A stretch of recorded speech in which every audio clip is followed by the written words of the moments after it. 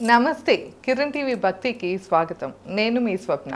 ప్రస్తుతం మనతో పాటు ఉన్నారు ప్రముఖ ఆధ్యాత్మికవేత్త, అధర్వణ వేద పండితులు డాక్టర్ ప్రొఫెసర్ ముల్లపూడి సత్యనారాయణ గారు.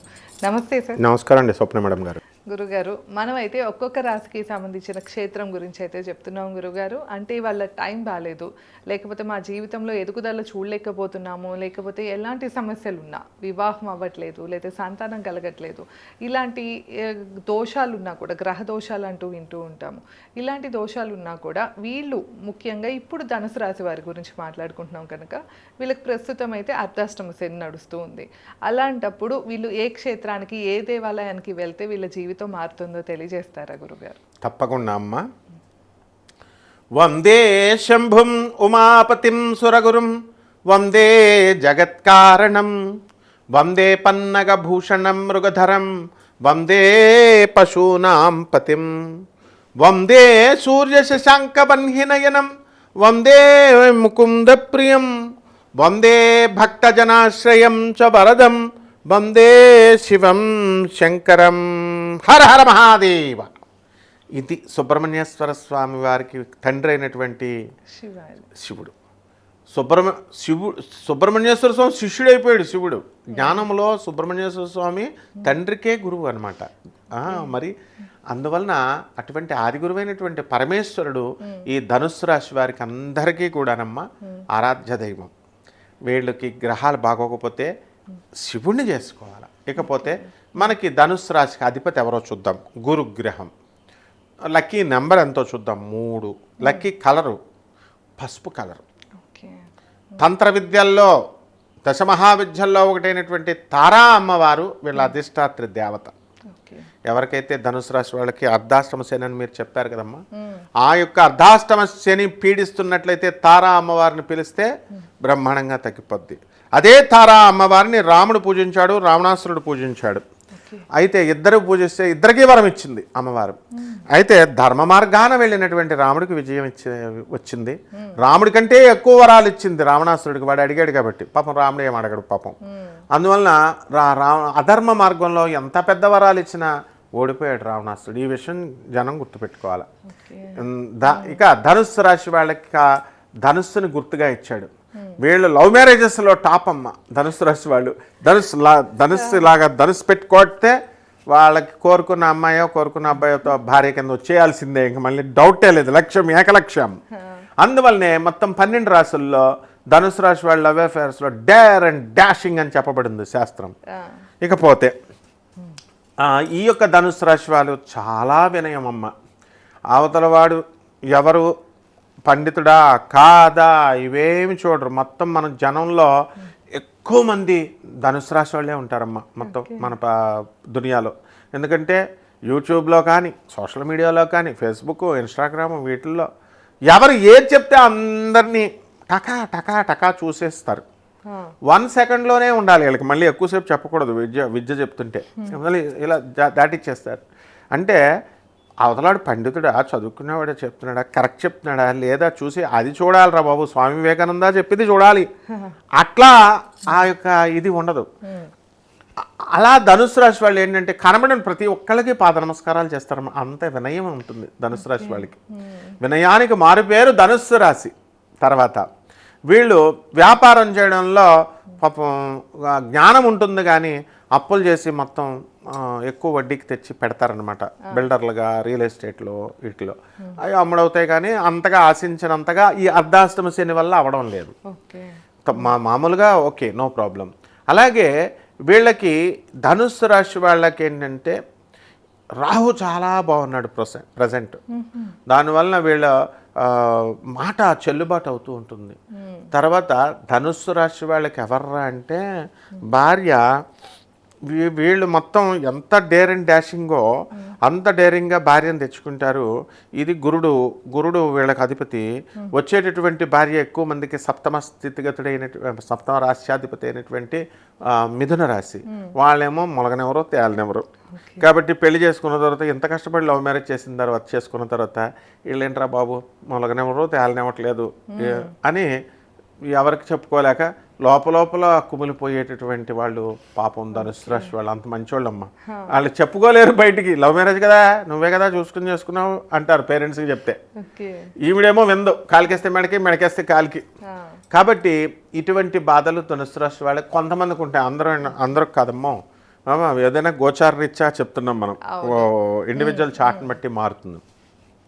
చదువుల్లో ఫస్ట్, జ్ఞానంలో ఫస్ట్, ధన సంపాదనలో ఫస్ట్, లవ్లో ఫస్ట్. ఇంకేంటమ్మా వీళ్ళకి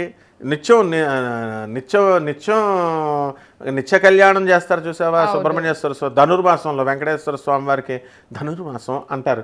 ధనుర్మాసం అని చెప్పేసి మొత్తం ఊర్ల వెంకటేశ్వర స్వామికి తెగ చేసేస్తాం మనం. చాతుర్మాస దీక్షలు ధనుర్మాసం నుంచి ప్రారంభం. అలా వీళ్ళకి నిత్య పెళ్లి కొడుకులేనమాట. వీళ్ళకి రోజు ధనుసు రాశి వాళ్ళకి ఎవరికి కూడా ఇంట్లో భార్య ఎంతో బ్రహ్మాండంగా చూసుకుంటుంది, టిఫిన్లు మంచిగా చేసి పెడుతుంది, ఎక్కడా ఉండదు. కాకపోతే వీడికి ఏంటో తెలీదు అసంతృప్తి, అది ఎవరు ఎక్స్ప్లెయిన్ చేయలేరు, ఎవరికి ఎక్స్ప్లెయిన్ చేయలేరు. అది ధనుసు రాశి వాళ్ళ పరిస్థితి. ఇలాంటి బాధ పోవాలి అంటే ఒకటే ఒక్క క్షేత్రం ఉందమ్మా. వీళ్ళు ఎవరిని ఆరాధించాలి? శివుడిని ఆరాధించాలి. శివుడికి పొలవమని చాలా గుళ్ళు ఉన్నాయి కదా. మరి ఎన్ని దేవాలయాల్లో ఎక్కడికి వెళ్ళాలి అని అంటే కాశీ క్షేత్రం ఉంది. కాశీ క్షేత్రంలో కాశీ శివుడిని చేస్తే పోదు. కాశీకి గంగా హారతి నుంచి కాశీకి వెళ్ళేటప్పుడు బృహస్పతి దేవాలయం అని ఒక చిన్న దేవాలయం ఉంటుంది, మెట్లు కట్టి. అక్కడ బృహస్పతి స్వయంగా వెలిశాడు అక్కడ. ఇది ఎవరికి తెలియదు చాలా మందికి. కాశీ వెళ్ళేవాళ్ళు చూస్తారు కానీ బృహస్పతి కదా అనుకుని వదిలేస్తారు. దేవతల గురువు ఆయన. చిన్న శివలింగం ఉంటుంది. ఆ యొక్క బృహస్పతి ఆరాధన కుదిరినోళ్ళు వెళ్ళి చేసుకోవచ్చు. అలాగే ఆది గురువైనటువంటి ఆ పరమేశ్వరుని కాశీ విశ్వనాథుడిని వాళ్ళు దర్శనం చేసుకోవచ్చు. చక్కగా దర్శనం చేసుకుని వీళ్ళు ఏ విధమైన ఆ బృహస్పతికి ఎప్పుడైతే అక్కడ ఫ్రీగా చేస్తారు అభిషేకాలు, డబ్బులు తీసుకోరు. నెక్స్ట్ పంతులు గారు వెరీ కోఆపరేటివ్. ఎందుకనంటే అదేం కమర్షియల్ కూడా కాదు పాపం, జ్ఞానవంతులు. బృహస్పతి జ్ఞానం కాబట్టి అక్కడ నేను చూశానమ్మా. అక్కడ ఒక అంధుడు ఇప్పటికీ ఉంటాడు, గుడ్డతను. ఇప్పుడు కూడా వెళ్ళి చూసుకోవచ్చు, అక్కడే ఉంటాడు క్రింద. ఆ గుడ్డివాడు మెట్లన్నీ కూడా ఎవరో సహాయం లేకుండా ఎక్కేస్తాడు, అందరినీ కూడా పలకరిస్తాడు. ఆ స్వామివారికి విపరీతమైన సేవ చేస్తాడు. అసలు విచిత్రం ఏమిటంటే మనం ఎదురుకుండా నుంచున్నాం అనుకోండి, అతను అందరికీ తెలుసు, ఆ ఏరియాలో అందరికీ కూడా ఎంత జ్ఞానం అంటే అతనికి ఆ తత్వం అంతా కూడా చెప్తాడు. అంటే ఆఫ్టర్ ఆల్ ఒక స్వీపర్ ఆ గుళ్ళో అతను పాపం చదువుకోలేదు, కళ్ళు లేవు, ఏమీ లేవు.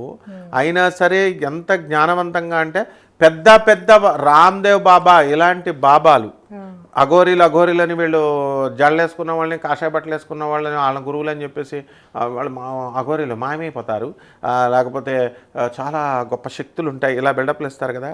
ఇలా ఇతను ఏమీ చేయడం అనమాట. వీళ్ళ దగ్గరికి వెళ్తారు, మొత్తం పెద్ద అఘోరీలు, పెద్ద బాబాలు, పెద్ద ఆశ్రమ పీఠాధిపతులు ఎవరు వచ్చినా సరే అక్కడికి వచ్చి ఇతనికి పాద నమస్కారాలు చేస్తారు. అతను సివిల్ డ్రెస్లోనే ఉంటాడు, మళ్ళీ మామూలు కాషాయ బట్టలు. అది ఎంత వేడు అంటే అక్కడ నేను చెప్పబోయేది ఏంటంటే అందరూ వెళ్ళి ఆయనకు దండం పెట్టమని కాదు. అతనికి అంతా ఒక మామూలు స్వీపర్కి, జ్ఞానం లేనటువంటి వాడు, చదువు లేనటువంటి వాడు, కళ్ళు లేనటువంటి వాడికి ఆ యొక్క బృహస్పతికి సేవ చేసుకున్నందుకు గాను నమ్మి అతనికి ఆ పేరు ప్రతిష్టలు తీసుకొచ్చేసాడు బృహస్పతి. అంతమంది పీఠాధిపతులు కూడా, పెద్ద పీఠాధిపతులు కూడా ఆయన పాదాలు బట్టి నమస్కారం చేసేటటువంటి నేమ్ అండ్ ఫేమ్ని తీసుకొచ్చాడు, ఆ ఖ్యాతిని తీసుకొచ్చాడు. కాబట్టి డబ్బులు కూడానమ్మా ఈ యొక్క బృహస్పతికి చేసినట్లయితే మనకి కనకవర్షం కురుస్తుంది. అందుకే గురు మహాదశ ఎప్పుడు వస్తుందా అని ఎదురు చూస్తారు. గురువు లాభంలో కనుక గురుడు లేకపోతే ఇల్లు కట్టలేడు. గురుడు మంచి స్థానంలో లేకపోతే బుద్ధి రాదు. మెయిన్ జ్ఞానం. శుక్రుడు అంటే ఎంజాయ్మెంట్ చేయిస్తాడు, అంటే డబ్బులు ఇస్తాడు, ఫుల్ లావిష్గా ఖర్చు పెట్టిచ్చేస్తాడు. ఇప్పుడు సినిమా హీరోలు ఉన్నారు, వాళ్ళు పబ్బులు, పార్టీలు, అవి హీరోయిన్లకి ఇట్లా ఖర్చు పెడతారని అంటూ ఉంటారు కదా. అట్లా శుక్రుడు చేస్తాడు, కానీ బృహస్పతి అలా చేయడు. కాబట్టి ఎవరైతే ఈ యొక్క ధనుసు రాశి వాళ్ళు ఉన్నారో, బాధల్లో, కష్టాల్లో ఉన్నటువంటి వాళ్ళకి గురుదోషాలు పోతాయి.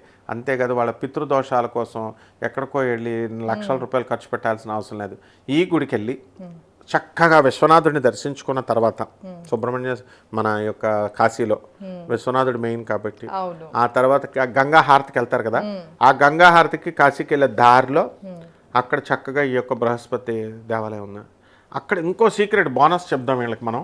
ఏంటంటే కాశీలో మనం అస్తమానం వెళ్తూ ఉంటాం కాబట్టి అక్కడ ఆ లైన్లోనే లక్నో బట్టలను దొరుకుతాయి.